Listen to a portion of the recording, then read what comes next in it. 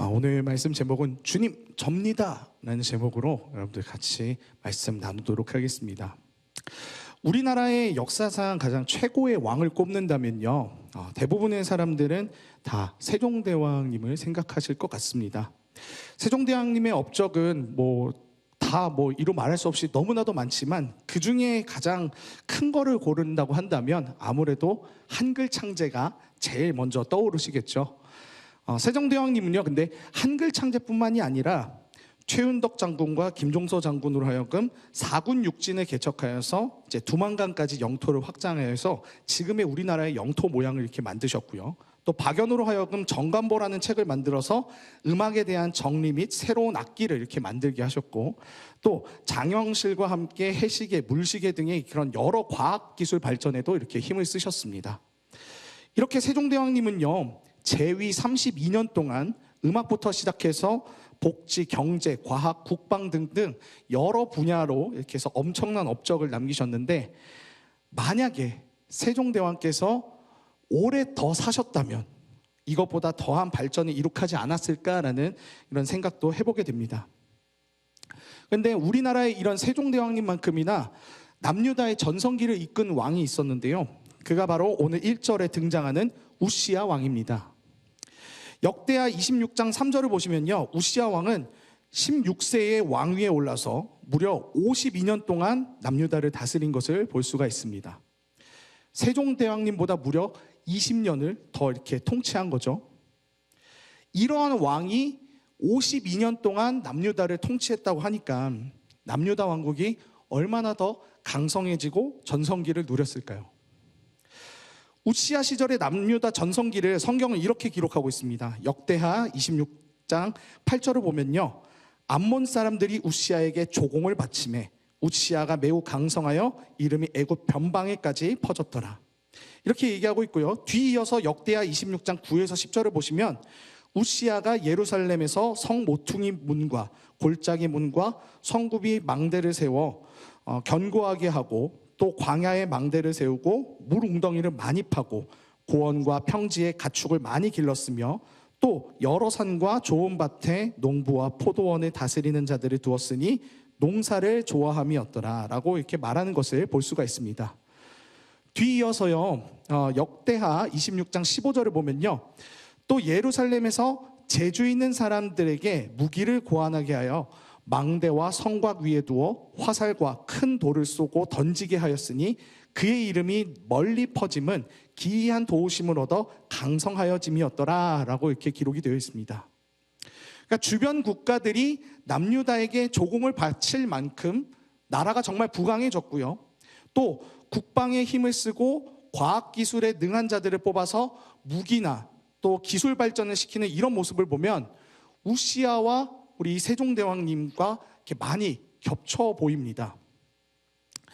우시야의 이러한 형통함은 역대하 26장 4에서 5절을 보시면 알 수 있는데요, 역대하 26장 4에서 5절을 보시면 우시야가 그의 아버지 아마샤의 모든 행위대로 여호와 보시기에 정직하게 행하며 하나님의 묵시를 밝히 아는 스가랴가 사는 날에 하나님을 찾았고, 그가 여호와를 찾을 동안에는 하나님이 형통하게 하셨더라.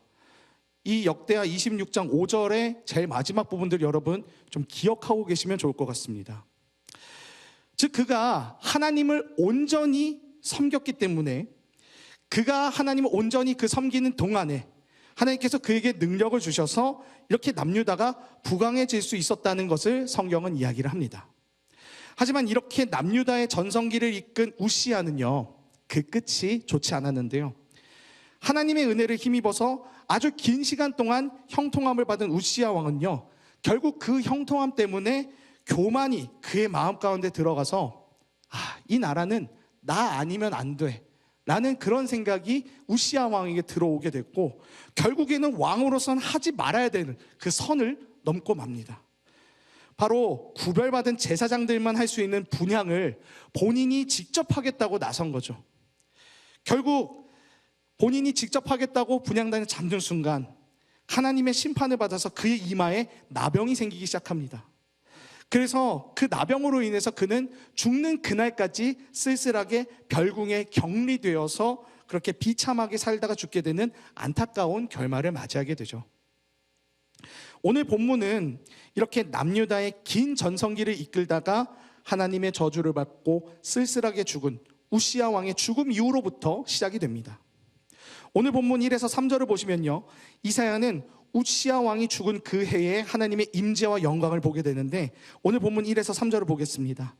우시야 왕이 죽던 해에 내가 본즉 주께서 높이 들린 보좌에 앉으셨는데 그의 옷자락은 성전에 가득하였고 스랍들이 모시고 섰는데 각기 6날개로 있어 그 둘로는 자기의 얼굴을 가리었고 그 둘로는 자기의 발을 가리었고 그 둘로는 날며 서로 불러 이르되 거룩하다 거룩하다 거룩하다 만군의 여호와여 그의 영광이 온 땅에 충만하도다 하더라. 이사야가 본 이 광경은요, 하나님의 그 영광, 정말 긴 전성기를 이끈 우시야 왕의 위엄과는 비교도 안 될 만큼 너무나도 압도되고 황홀했을 것입니다. 6날개가 달린 천사들이 4개의 날개로 자신의 영광을 이렇게 가리우고, 그리고 오직 주님의 영광만을 나타내면서 거룩하다 거룩하다 만군의 여호와여 그의 영광이 온 땅에 충만하도다 라고 이렇게 외치는데, 그 천사들의 외침이 어찌나 큰지 오늘 본문 4절을 보시면 문지방의 터가 요동했다고 그렇게 기록이 되어 있고요, 성전의 연기가 충만하여져서, 여러분 보시면 공간에 드라이아이스 이렇게 연기가 가득하면 굉장히 신비롭고 오묘한 느낌들 나잖아요. 마치 그러한 것처럼 이사야도 성전에 그 연기가 가득하여서 그 누가 봐도 압도될 수 없는 그 광경과 상황들이 그의 눈앞에 이렇게 펼쳐지게 된 겁니다. 근데 이 압도되고 황홀감과 같은 이 광경 이후에 이사야가 퍼뜩 정신을 차리는데요, 바로 지존하시고 그 어떤 죄 하나 없으신 하나님의 그 영광의 빛 앞에 서니까 그동안 자신이 지었던 모든 죄들이 생각나게 되면서 자신이 하나님 앞에 심판받을 수 없는 죄인임을 깨닫게 됩니다. 그래서 5절에 이렇게 소리치죠. 화로다 나여 망하게 되었도다. 나는 입술이 부정한 사람이요 나는 입술이 부정한 백성 중에 거주하면서 만군의 여호와이신 왕을 배웠음이로다. 그 누구도 주님의 그 광명한 빛 앞에 서게 되면요, 그동안에 감추었던 모든 죄들이 드러나게 되면서 자신이 죄인이고 또 하나님 앞에 엎드릴 수밖에 없는 존재라는 것을 인식하게 됩니다. 마치 어두웠었던 방에서는 내 옷에 묻었던 얼룩이 잘 보이지 않지만 방에 불을 환하게 켜면은 그 모든 얼룩이 어디에 묻었는지 다 알 수 있게 되는 것처럼 말입니다. 이사야도 그래서 주님 앞에서 화로다 나여 망하게 되었도다라고 말하면서 자신이 주님 앞에 온전히 설 수 없는 완벽한 죄인임을 이렇게 고백을 하게 됩니다. 그러자 주님은 천사 중에 한 명에게 제단에서 집은 그 불에 핀 숯을 이사야의 입술에 대게끔 하셔서 그의 모든 죄를 용서하시는 것을 볼 수 있습니다. 오늘 본문 7절을 보시면은 그것을 내 입술에 대며 이르되 보라 이것이 내 입에 닿았으니 내 악이 제하여졌고 내 죄가 사하여졌느니라 하더라. 이렇게 기록하고 있습니다. 즉 주님은 자신의 죄를 깨닫고 돌아오는 자에게 바로 은혜를 주시면서 그의 죄를 용서하시는 것을 볼 수 있는 장면이죠. 이렇게 이사야의 모든 죄가 용서되고 해결된 이후에 하나님께서는요, 내가 누구를 보내며 누가 우리를 위해 갈꼬 라고 이야기를 하시면서 죄로 어두운 이 땅에 하나님의 말씀을 전달할 자를 이렇게 찾는 것을 볼 수가 있습니다. 이때 하나님의 용서와 은혜를 받은 이사야가 자진해서 주님 제가 가겠습니다 라고 이야기하면서 오늘 본문이 끝나게 됩니다. 저는 오늘의 이 말씀을 보면서요, 지금 부강해진 대한민국과 또 남유다의 모습이 이렇게 겹쳐 보였습니다. 그리고 또 하나님의 영광을 보고 하나님의 은혜를 입어서 용서받은 그 이사야의 모습을 보면서 매년 여름과 겨울 수련회를 통해서 엄청난 은혜를 받고 또 매주의 예배를 통해서 주님께 용서함을 받는 우리 크리스찬들이 생각이 났습니다. 불과 10년 전만 해도요, 우리나라는 전 세계 가운데 이름이 잘 알려지지 않는 나라였고요, 외국 사람들은 동양인들을 보면은 제일 먼저 묻는 게 차이나, 재팬, 이라고 이렇게 묻는 게 일상이 되었습니다.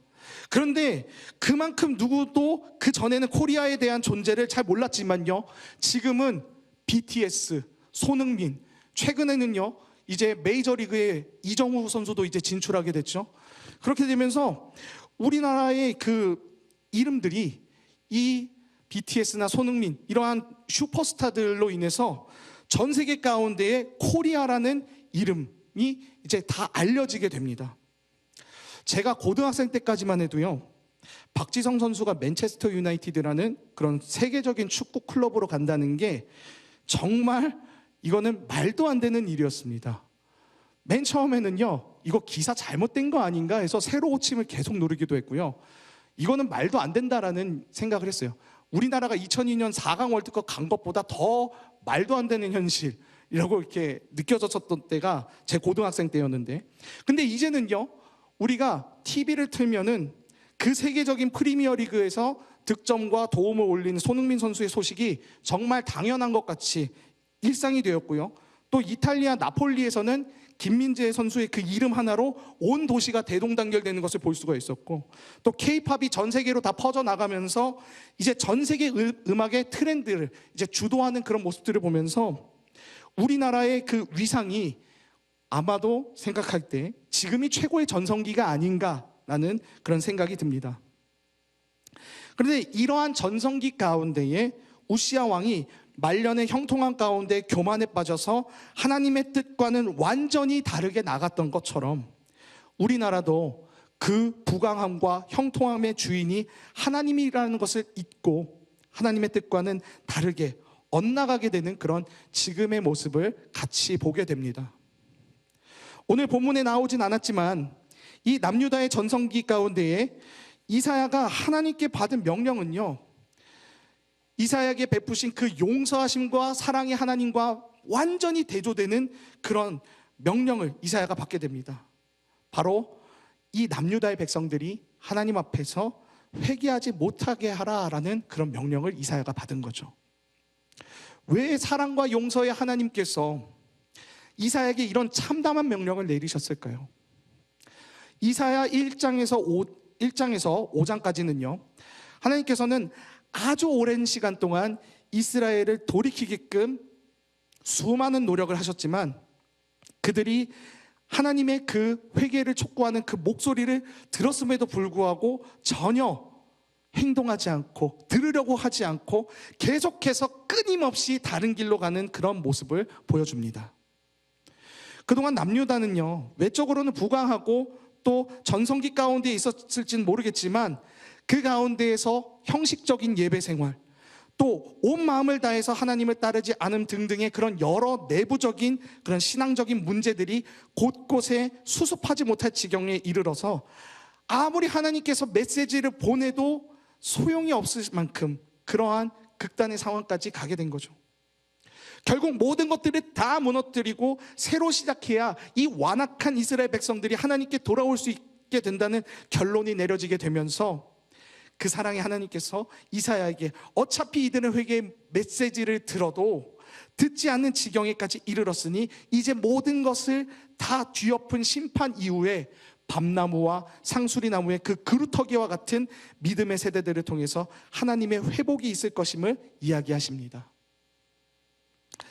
정말 기나긴 전성기 이후에 모든 것이 뒤엎어진다라는 참담한 예언을 해야만 했던 이사야의 입장은 어땠을까요? 너무나도 힘들고 어려웠을 것입니다. 오늘날 우리는 어떻습니까? 우리도 남유다만큼이나 외적인 부강함 속에서 하나님에 대한 예배는 무너지고 또 영적으로 매우 무섭게 빠르게 타락해 나가는 것을 볼 수가 있습니다. 영적 지도자들의 그런 성적 스캔들, 교회의 부도덕함 등등, 세상이 오히려 교회에게 제발 너희들 정신 차리라고 얘기할 만큼, 교회에 대해서 자정을 요구할 만큼 심각한 한국 교회의 타락을 보여주고 있습니다. 하지만 그럼에도 불구하고 하나님께서는 그 가운데에서도 이사야처럼 하나님의 뜻을 이루시기 위한 그런 하나님의 사람들을 찾으신다는 것입니다. 지난 여름 우리는 코로나 이후에 정말 오랜만에 바깥에 나가가지고 수련회를 하면서 많은 은혜를 받았습니다. 태풍이 정말 심하게 오면서 저도 사역을 하면서 이런 적은 처음이었습니다. 수련회를 앞두고 긴급회의를 벌여가지고 수련회를 취소해야 되느냐 마느냐, 장소를 어떻게 해야 되느냐 마느냐, 이 회의에 소집된 것만으로도 저는 굉장히 놀랐는데요. 정말 이 절체절명과 같은 위기 상황들 가운데에서 우리 청년들 다 같이 모여가지고 함께 기도했었던 것이 생각이 납니다. 결국 그 기도들이 모이고 또 모여서 수련회가 정말 하나님께서 정말 많은 은혜를 부어주시는 것으로 이제 그렇게 하나님께서 응답해 주셨고, 그 결과 정말 많은 열매들을 맺게 됐습니다. 이제 또 다가올 겨울 수련회, 또 여름 수련회에도 주님은 이와 같이, 아니 이보다도 더 큰 은혜를 우리에게 부어주실 줄 믿습니다. 감사하게도 하나님께서는요, 계속해서 우리에게 수련회와 또 매주의 예배를 통해서 은혜를 계속해서 부어주고 계시는데, 우리가 이와 같은 은혜를 계속 받는 이유는요, 우리는 이 어두운 세상 가운데서 주님의 사명을 나타내고 주님의 마음을 전할 자들이기 때문에 그렇습니다. 대체 이렇게 풍요로움에 속아서 썩어지는지도 전혀 모르고, 그렇게 누가 이 풍요로움 가운데에서 썩어진 이 사회 가운데에서 누가 나를 위해 갈까? 주님께서 이렇게 오늘도 이 땅 가운데 진정한 예배자, 하나님의 빛과 소금이 되어서 이 땅 가운데 나갈 자들을 계속해서 찾고 계십니다. 여러분, 우리에게 주어지는 이 예배들, 주님께서 주시는 그 마음의 감동들, 기도 응답들 모두 허투루 생각하지 마시길 바랍니다. 주님께서는요, 그 매주의 예배를 통해서 우리를 회복시키시고요, 그 회복한 우리를 통해서 이 땅의 상처난 부분들, 아픈 부분들, 때론 불편하지만 하나님의 뜻을 이루기 위해서는 어쩔 수 없이 해야 되는 그 일들을 해낼 사람을 지금도 찾고 계십니다. 여러분들이 매주의 예배를 통해서 분기마다 수련회를 통해 은혜를 받고 회복을 받아 해야 될 일이 바로 이 땅에서 내가 있는 그곳에서 하나님 나라를 세워가는 것입니다. 저는 여러분 한 사람 한 사람이 이 땅을 다시 하나님 나라로 회복시키실 자로 부름받았음을 저는 그렇게 믿습니다. 한국교회가 위기다, 타락했다라고 이렇게 얘기하면서 어떤 사람들은 정말 한국교회는 소망이 없다, 이렇게 얘기하는 사람들도 있을 것입니다. 그런데요, 하나님은 이사야와 또 하나님의 뜻을 이루시기 위한 그 남은 자들을 통해서 그 놀라운 구원 역사들을 분명하게 이루실 줄 믿습니다. 주님께서는 오늘 저와 여러분들에게 이렇게 말씀하십니다. 대체 누가 나를 위해서 갈 것이냐? 대체 누가 이 어두운 세상 가운데에서 나의 뜻을 이루겠느냐? 여러분, 은혜 받은 자의 모습은요, 오늘 이사야가 하나님께 보였던 그런 모습처럼 자원하는 심령으로 주님, 접니다, 제가 가겠습니다 라고 이렇게 반응하게 됩니다. 하나님의 영광과 은혜를 맛본 자들은요, 하나님의 뜻을 향하여 움직이게 되어 있습니다. 여러분, 매주의 말씀, 수련회에서 받은 말씀, 그저 내 안에서 듣기 좋은 말로 끝내지 마시기 바랍니다.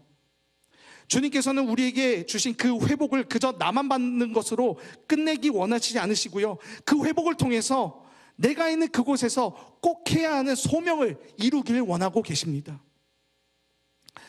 하나님이 주신 그 마음에 남은 그 메시지들 가지고 우리가 여러분들이 보냄받은 그곳에서 그 말씀을 실천하고 또 보여주는 그러한 삶을 사는 저와 여러분들에게 소망합니다. 그것이 비록 불편한 것이어도요, 순종하는 마음으로 주님을 믿고 따라가길 원합니다.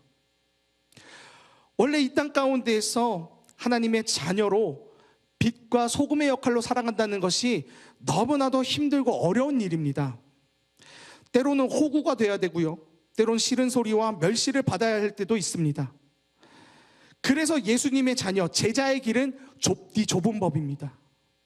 예수님께서도 마태복음 7장 13에서 14절을 통해서 제자들에게 말씀하셨어요. 좁은 문으로 들어가라. 멸망으로 인도하는 문은 크고 그 길이 넓어 그리로 들어가는 자가 많고, 생명으로 인도하는 문은 좁고 길이 협착하여 찾는 자가 적음이라. 우린 예수 그리스도의 은혜로 사망에서 생명으로 옮겨진 사람들입니다. 더불어 우린 예수 그리스도의 그 은혜를 세상 사람들에게 전해서 생명을 전하는 자로 살아가라는 그런 부름받은 존재들입니다. 예수님께서 제자들에게 최후로 명령하신 것과 또 우리가 받은 지상 명령이 있지 않습니까? 마태복음 28장 19에서 20절입니다. 그러므로 너희는 가서 모든 민족을 제자로 삼아 아버지와 아들과 성령의 이름으로 세례를 베풀고 내가 너희에게 분부한 모든 것을 가르쳐 지키게 하라. 볼지어다 내가 세상 끝날까지 너희와 항상 함께 있으리라 하시니라. 이 즐길 것 많은 세상 가운데에서 예수 그리스도의 복음으로 눈을 돌린다는 것이 얼마나 힘든 일입니까? 우리도 이사야만큼이나 어려운 미션을 받았다고 생각합니다. 또 한편으로는 거룩한 부담감을 가지고 살아가야 하는 존재라는 것을 다시 한번 기억하게 됩니다. 이 어두운 세상 가운데에서 풍요로움 속에 썩어지는 것을 모르는 채 살아가는 이 세상 사람들과 같이 우리는 죄 가운데에서 머물러 같이 썩어지는 것이 아니라 우리는 그 가운데에서 몸부림치면서 이 어두운 세상 가운데서 빛의 모습을, 빛의 메시지를 선포하는 자로 부름받았음을 잊지 말아야 합니다. 말씀을 맺고자 합니다. 하나님은 어느 때이든 하나님의 예배자들을 찾으십니다. 부강함과 풍요로움 속에 속지 않고 영적인 날카로움을 지니며 하나님을 예배하는 그 사람들을 찾고 계십니다. 그리고 주님은 그 예배자들에게 은혜를 베푸셔서 이 헷갈리기 쉬운 세상 속에서 하나님의 뜻을 전파하며 구별된 자의 삶을 우리가 세상 가운데 보여주길 원하고 계십니다. 그 이유는요, 바로 하나님께서는 이 세상을 사랑하시고 또 이 세상 가운데에 이미 왔으나 아직 오지 않은 하나님 나라를 우리를 통해 오게끔 하시기 위해서 우리를 사용하시기 때문에 그렇습니다. 이 땅 가운데에 하나님의 뜻을 우리를 통해 세우시기 위함이죠. 이사야가 제단의 숯불로 그의 입술이 정결해지고 사명을 받았듯이 우리도 예수 그리스도의 십자가 보혈의 피로 정결해지고 마태복음 28장 19에서 20절 말씀처럼 아버지와 아들과 성령의 이름으로 세례를 베풀고 하나님께서 가르치신 모든 것을 지키게끔 하라는 그런 사명을 받은 존재들입니다.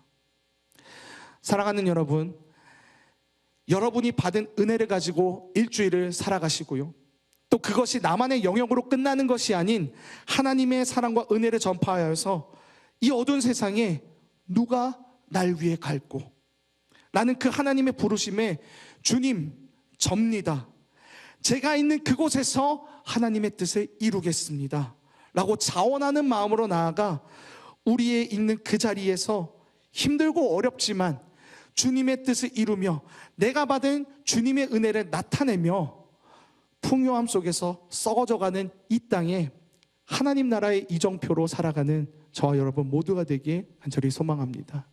함께 찬양하기 원하는데요, 주를 위한 이곳에라는 찬양입니다.